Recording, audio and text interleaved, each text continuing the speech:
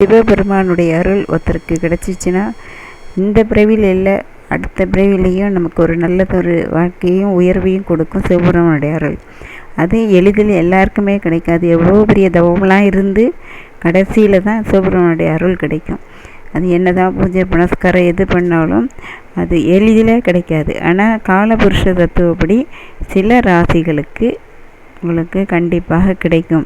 ஏன்னா சில ராசிகளில் சிவபெருமானுடைய நட்சத்திரம் இருக்குது, சிவபெருமானுடைய அருள்பட்ட சித்தர்களுடைய நட்சத்திரம், இதெல்லாம் கணக்கில் வச்சு எந்தெந்த ராசிக்கு சிவபெருமானுடைய அருள் உடனே கிடைக்கும், முழுமையாக கிடைக்கும் ராசிகள் எது எதுன்னா மேஷம், மிதுனம், கடகம், சிம்மம், கன்னி, தனுசு, மகரம், மீன ராசிகள். இந்த ராசிகளுக்கெல்லாம் கண்டிப்பாக சிவபெருமானுடைய அருள் அவங்க வணங்கினாலும் சரி வணங்காவிட்டாலும் சரி அவங்களுக்கு நேரடியாக சிவபெருமானுடைய முழு அருள் கிடைக்கும்.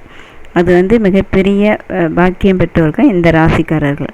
அவங்களுக்கு இந்த பிறவி இல்லை, அடுத்த பிறவியிலும் நல்லதொரு வாழ்க்கை கிடைப்பதற்கு சிவபெருமானுடைய அருள் இவங்களுக்கு பரிபூர்ணமாக கிடைக்கும். அவங்கவுங்க வயசுக்கு என்னென்ன தடைகள் இருக்கோ அதெல்லாம் நீக்கி உயர்வான வாழ்க்கையை இந்த ராசிகளுக்கெல்லாம் சிவபெருமான் அருள்வார்.